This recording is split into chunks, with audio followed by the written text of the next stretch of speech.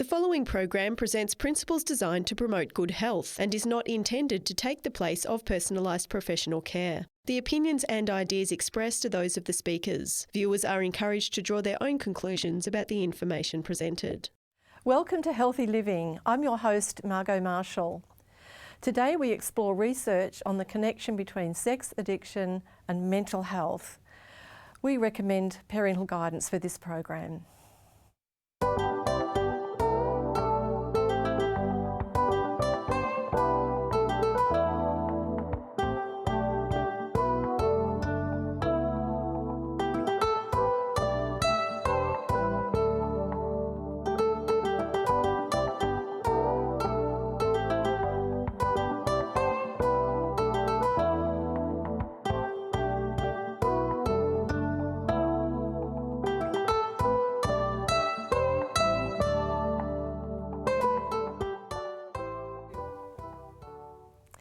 We live in a sex-crazed society.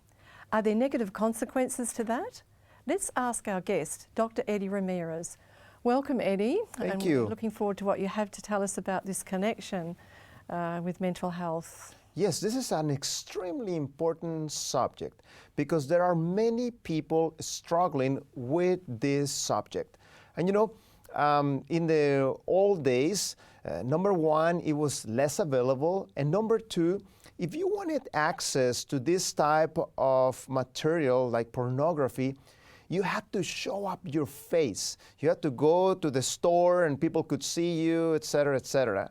But today, many people with the advent of the internet have easy access to this type of material. And many people actually struggle and they would like a solution from this. And stay tuned, we will give you some good strategies for you to conquer this. And the reason why is that we have quite a bit of experience with this because we have a residential mental health program. And I can tell you, many of those patients actually have a history of using this type of materials. And we know that in order for them to get better, they actually need to deal with this issue. So that's a contributing factor to their mental illness? That's right. In fact, I published in the Journal of Sexual Health two important papers, one of them showing how sexual relationships outside of marriage are related to worsen depression, and that included masturbation in that sample. It was a big sample, 5,600 participants. And the second study that is also published in the Journal of Sexual Medicine is how this behavior also decreases what is called emotional intelligence. Emotional intelligence is related to your ability to interact with other people. So it's a very important factor in success. If you want to find this research, search ResearchGate, Ramirez, and depression, and you'll find that on your Google. All right, then Ramirez, and you're spelling that R-A-M-I-R-E-Z? Correct. Okay. So, and you know, there are some interesting studies that have been done with animals. For example, you get a female rat that is receptive, and you put in that same cage a male. Immediately, the male will start to do his romantic type of approaches. There will be copulation. This will be repeated until it slows down and he doesn't want any more. You introduce another female to the cage, and you know, the pattern starts again. Starts getting romantic, copulation takes place with the new rat, but also he gets tired of her. You introduce another one, and the same pattern continues. This happens until this male rat is completely exhausted. This effect has been given a name, and we call this the Coolidge effect, in which with novelty, this pattern starts to restart. And you know, this is exactly the same situation that happens with humans and pornography. The reason why is that there is novelty and the availability of something new, and the pattern repeats and repeats and repeats, but this has negative effects in mental health, as we will talk about it in a minute. Yes, well that's a really big concern. I mean, I don't know whether people have made that connection, that there's also an effect on your mind or your mental health, really, not just on physical aspects. So talk more about that. And by the way, this not only happens on males, but this effect also can occur in females. And if given the opportunity, both males and females will behave in this way. So in order to understand this topic, we need to review a little bit an important chemical that we have in our brain that is called the dopamine.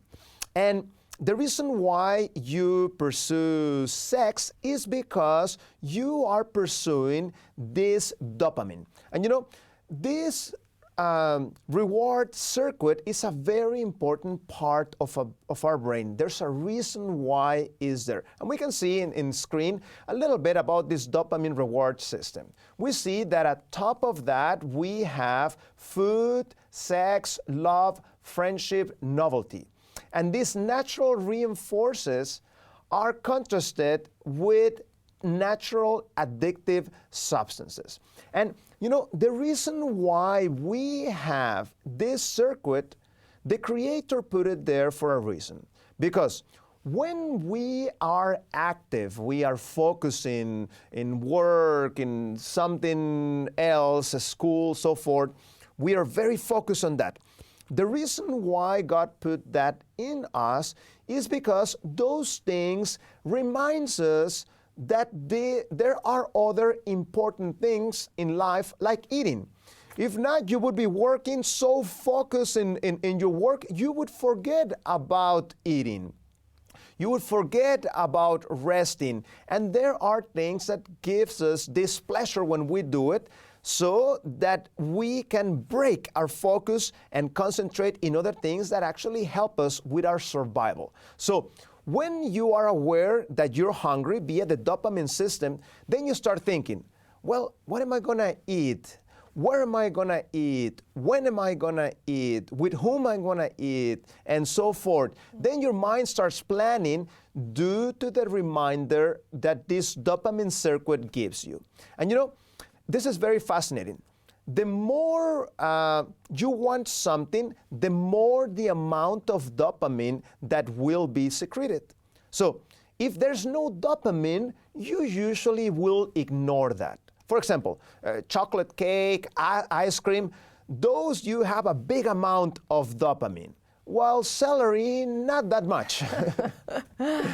And you know, sexual stimulation and orgasm are one of the biggest natural secretors of that dopamine in the brain. That's why the people seek that. And that's why this dopamine has been called the molecule of addiction.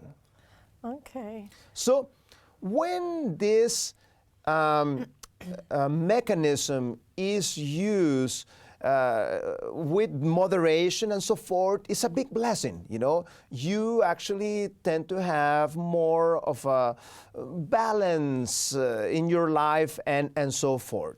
But when this reward system is being overloaded with excess or with material like pornography, things start going out of that balance, and this is when you actually start having a very negative effect in your whole being, because not only your mental health suffers, but also things like productivity and creativity get affected by this. And you know, this super normal stimulants, for example, the novelty of the pornography and so forth, override your brain satiation mechanisms that would say, you know, this is enough. but you're bringing that overstimulation, and this actually rewires the brain. In other words, the brain change. So instead of saying, I'm done, the person wants more of this dopamine stimulation, and this has negative effects. So the negative effects are, what are we talking about here? What we were talking at the beginning, such as mental depression, low emotional intelligence, but also an unbalance in life. So these things start to run your life. And you know, you're supposed to go to work, enjoy your work, and play with friends, and talk to family, and so forth.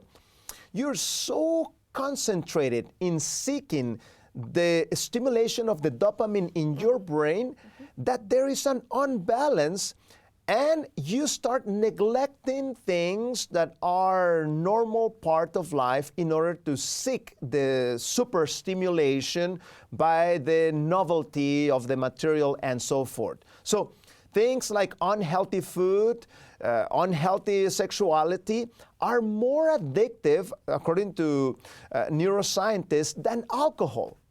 And the anticipation of the reward and the novelty amplifies the signal of the dopamine, and this ends up changing a part of your brain that is called the limbic system.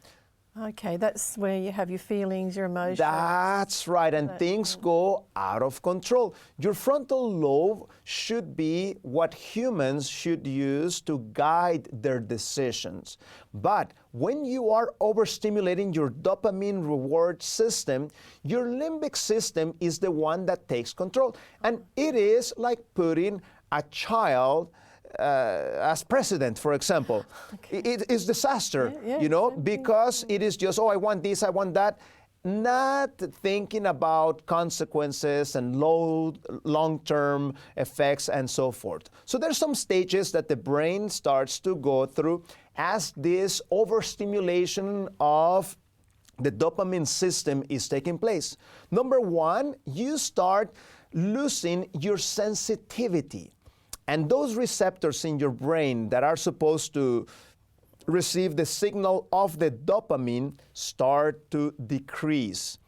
That means that in order to get the same high or the same pleasurable effect in your brain, you need higher and higher stimulation. And you know, this is a big problem worldwide. People start getting into more of a hard material and so forth, even to the level of pedophilia and so forth, because the usual one doesn't even give them that dopamine pleasure, and that's why they seek that more perverse type of material and so forth.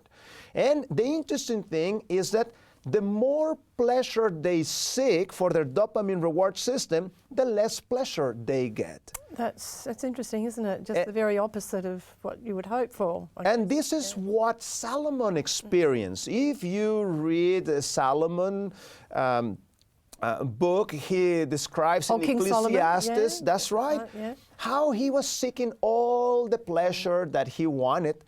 What happened to him? He ended up depressed exactly because of that. If you're not familiar with that, Google on the internet the book of Ecclesiastes. It's a very interesting study how pleasure, instead of creating a happy king, he actually became a miserable person. And you know, there it starts. He had quite a bit of excess when it came to women, didn't he? Women and building and food and whatever he wanted, he got it. I think he had something like 900 women altogether. That's right.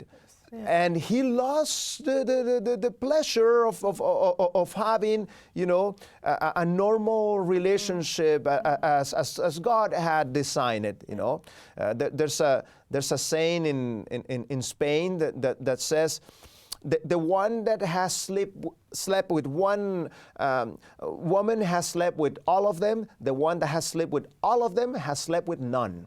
And there is very much truth in that saying. How you lose, that blessing and pleasure that God wanted human beings to experience, as you take this to excess, has negative consequence. So this starts having something that is called a super memory of pleasure.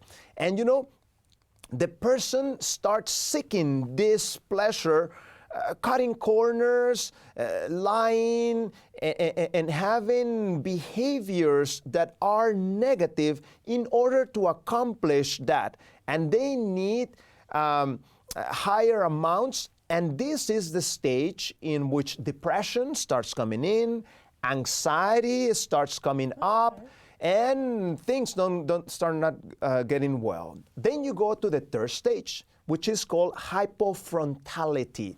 The frontal lobes of the brain that are supposed to be the guide and where you take your decisions start not to work very much because the limbic system, the animal part of the human brain, starts to take over.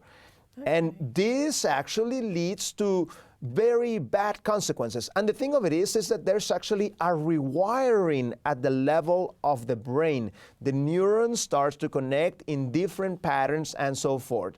And in this stage, so there's actually something physical happening in the brain. There's actually physical in the brain. Physical changes, rewiring. That's The impulses are reduce your ability to control your impulse as your will is weakened, and you're not able to foresee the consequences of your actions. And here, limbic system is guiding, frontal lobe is decreasing, and that is actually not very good. Now, during that time in which there is that decrease in the relationship of a normal couple, there's a reason why the desire comes down. Is because the brain needs some rest, the body needs some regeneration, and so forth. And when you are forcing the body beyond that point, you actually end up having negative consequences. There's research that show that androgen receptors decrease, estrogen increases, and tell us about androgen receptors. That's right. What are they? This is when the testosterone comes in. And we can see here in screen, reduced androgen receptors, higher estrogen receptors, and increase in opioids that dampen the libido. And the androgen receptors is what gives the drive to a human being. The reason why some people have this leadership abilities and so forth. Androgen receptors are working very well. Enough levels of testosterone are present. And we can see here about the importance of the testosterone and the androgen receptors. This is what brings creativity. This is what brings persistence. This is what brings courage.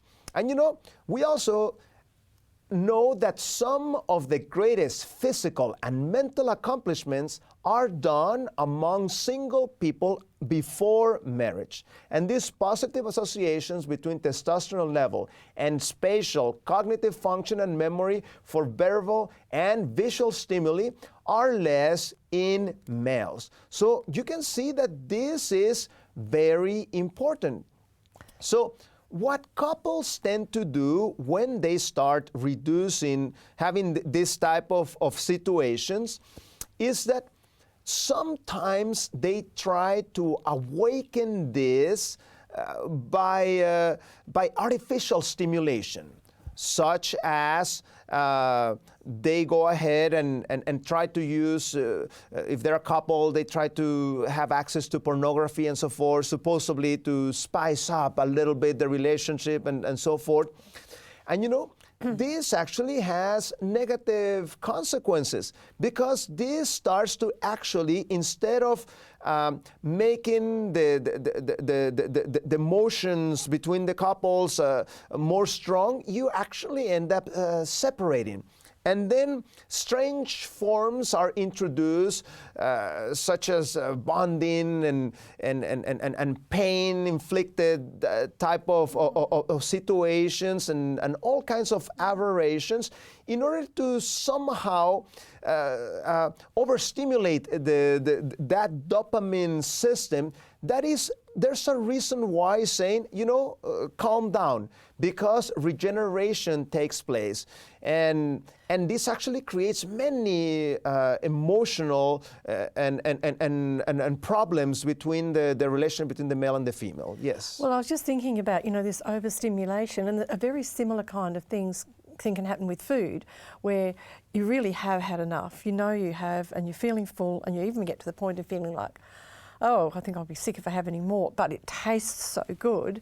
And do you know, I seem to recall that, was it the Romans? They would go out and vomit so they could come back. That's right, they could come and eat again. That's right. And keep doing that. And it's like, is this a same kind it's something of similar, thing that's going right. on here? That's right. The body's saying enough. That's right. I can't deal with any more of this.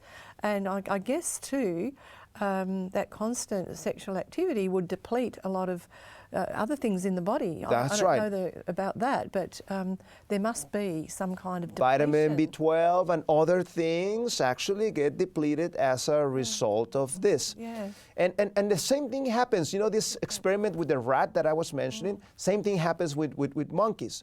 They get this female monkey, they actually give her hormones so that she is very receptive. You put a male monkey, suddenly he's going to get tired of that female monkey, and then you introduce another female monkey with stimulation with the hormones, and the monkey again wakes up and so forth. And we're understanding now that actually dopamine is the one that is saying, stop it, And if you are going above that, you actually end up rewiring the brain in a negative sense. And there's another important hormone there called PEA. And that PEA is the reason why when there is a new relationship, you start getting in love and so forth, you kind of become blind to the situation. People say, oh, are you blind, or what's happening to you? It's because that PEA makes you take away from the important things, and you're just focusing on that particular situation because you want to advance it and so forth. So now we explain, what's the problem and what is the implications of this. Why don't we talk about some solutions? Are we doomed by this? Absolutely not. And what we do is that when we are overstimulating the system, we can see on screen, this can have some negative consequences. When you are under that overstimulation, there is plastic changes. Your head is literally changing. And you reduce those estrogens, there's higher estrogen, there's increase in opioids. So how can we come back to normality? See, what we need to do what we apply to our participants. That is called the 90-day reboot. That's the name of this method that we like to utilize with our participants. In that 90-day reboot, we ask participants, no pornography, no masturbation, and if you are married, no excess in your relationships. We would like to keep that to once a week. During those 90 days, if you are not married, we would like for you not to get involved in any type of sexual stimulation. And you know what happens? The brain starts to rewire. So we're looking at about 3 months here. That's right. It takes discipline. And you know, we have many testimonies about this. Yeah. In fact, there is a good website if somebody is dealing with this situation. The name of the website is yourbraininporn.com. It is a forum with many people. If you are struggling with this, you can access that. This is completely free. Just say that again. Yourbraininporn.com. And people that are seeking help. For example, let me read you one of the testimonies from the website. It says, masturbated 5 times today, and all the old depressive feelings came back. I could clearly see that the depression was not because I felt bad about relapsing, but because I didn't. It was all about my brain. It got depressed, paranoid, and very anxious 30 minutes after my binge. I finally understood it now. Not just in the abstract, but as a matter of experience, I recognize the feelings that often made me depressed and socially awkward. My solution was all the time the problem. I never suspected masturbation had this big impact on my whole life. And you know, there are so many positive effects when somebody has that 90-day reboot. People report feeling much better, feeling alive, feeling like a man again, interacting much better with people, thinking more clearly. Physically, they feel stronger. Mentally, their memory works better. And I could tell you story after story about what a blessing this is. And I want to leave with the viewers with one last resource that I have seen in the clinical experience that it works very well. That is a little book by the name of Steps to Christ. Or I know they also have another name of it. Oh, it's also been put out under the title, what was that one? Peace. Yeah, Path to Peace. Path to Peace. Path to Peace. But it's exactly the same book. That is a public domain book. You can access that book in your tablet, in your computer, or you can Google and order one of those copies. It's just a tiny little book that will help you get victory over this type of behavior. The author of that book was a prolific writer, more than 100 years ago. And she is the most translated female author in the history of literature. She was named by the Smithsonian Institute as one of the 100 most influential Americans of all time, up there with Abraham Lincoln and Helen Keller and so on.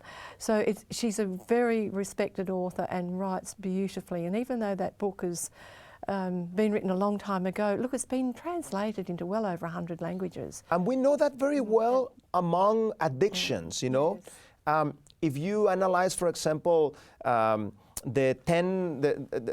steps that the Alcoholics Anonymous do, even though that is not per se a religious program, the last steps there talk about recognizing that there is a God and asking that God for victory. Believe me, He has the power to help you. Go ahead and experience it in your own life. In fact, that program didn't work until they introduced the spiritual component. And this book is her masterpiece on spirituality. There is nothing better than Steps to Christ. So yes, I would really think that was a great way to go.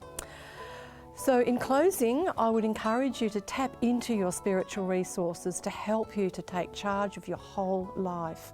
And if you'd like to watch our programs on demand, just go to our website, that's 3abnaustralia.org.au. Just click on the watch button and God bless you.